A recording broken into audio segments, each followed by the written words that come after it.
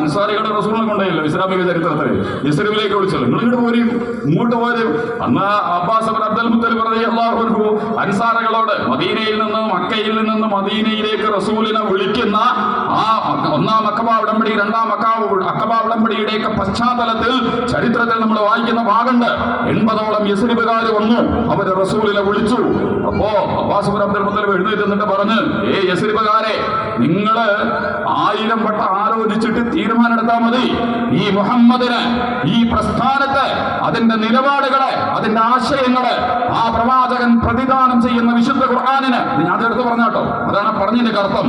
നിങ്ങൾ മുഹമ്മദിനെ യസ്രിബിൽ എത്തിച്ചാൽ നിങ്ങളെ വാള് കുറേലിടാനൊക്കെ നേരണ്ടാവില്ല.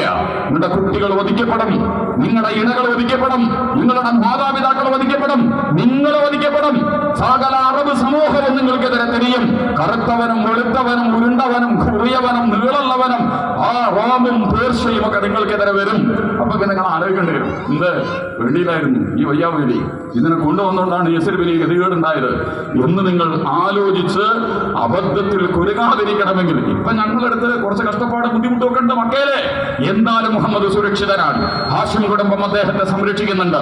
ഞങ്ങളുടേതായ രീതിയിൽ ഞങ്ങൾക്ക് കഴിയുന്നത് പോലെ ഞങ്ങളോടൊപ്പം അറബ് ഗോത്ര വംശങ്ങളുടെ സെറ്റപ്പിന്റെ, അതിന്റെ നയങ്ങളുടെ ഉള്ളടക്കത്തിൽ നിന്ന് മക്കയിൽ ഇപ്പൊ അദ്ദേഹം ജീവിച്ചു പോകുന്നുണ്ട്. നിങ്ങൾ അവിടെ കൊണ്ടുപോയിട്ട് വയ്യാവേലി വരുത്താൻ നിൽക്കണ്ടെന്ന് പറഞ്ഞു. അപ്പോഴാണ് ഞാൻ അൻസാരകൾ എണീച്ചിരിക്കുന്നത്. അല്ലാഹു റസൂൽ എന്താ വേണ്ടതെന്ന് ചോദിച്ചു, എന്താ ഞങ്ങൾ ചെയ്യേണ്ടത്? അപ്പൊ റസൂൽ പറഞ്ഞു, നിങ്ങളെക്കാൾ, നിങ്ങളുടെ മക്കളെക്കാൾ, നിങ്ങളുടെ ഇടകളെക്കാൾ, നിങ്ങളെല്ലാറ്റിനേക്കാളും നിങ്ങൾ എനിക്ക് പരിഗണന നൽകണം. അതിനെന്താ പ്രതിഫലം നൽകണം? ഈ വിശദാംശങ്ങളിലേക്ക് പോകണില്ല. സ്വർഗം, അൽഹംദുലില്ലാ, അത് മതി. അങ്ങനെ അവർ റസൂലിനെ കൊണ്ട്. അൻസാറുകൾക്ക് എന്താ ലാഭം? അൻസാറുകൾ എന്തിനാ പ്രവാചകനെ കൊണ്ടുപോയത്? മദീനയിൽ ആ പരീക്ഷണങ്ങളും ദുരന്തങ്ങളും, പക്ഷേ അവർ വലിയ ദീർഘദർശികളായിരുന്നു. ഞാൻ പറഞ്ഞത്, ഖത്തറിന് എന്നതുപോലെ ഹമാസിനെ അവിടെ കൊണ്ടേക്ക് ഇരുത്തിക്കൊണ്ട് പ്രത്യേകിച്ചൊന്നും കിട്ടാൻ പോടില്ല. പക്ഷേ ഖത്തറിനറിയാം ശരി ഹമാസാണ്. ഫലസ്തീനിൽ ഏറ്റവും ആർജവത്തോടുകൂടി, അതിന്റെ ഒരു അൽ ജസീറ മതി. എന്നിട്ടില്ലേ നിങ്ങള് ലോക മീഡിയയിൽ മുഴുവൻ ഒരൊറ്റ ബദൽ മീഡിയയായി ഈ അൽ ജസീറ എന്ന് പറയുന്ന സ്ഥാപനം ലോകത്തെ, ബാക്കിയൊക്കെ സിയോണിസത്തിന്റെ നാട്.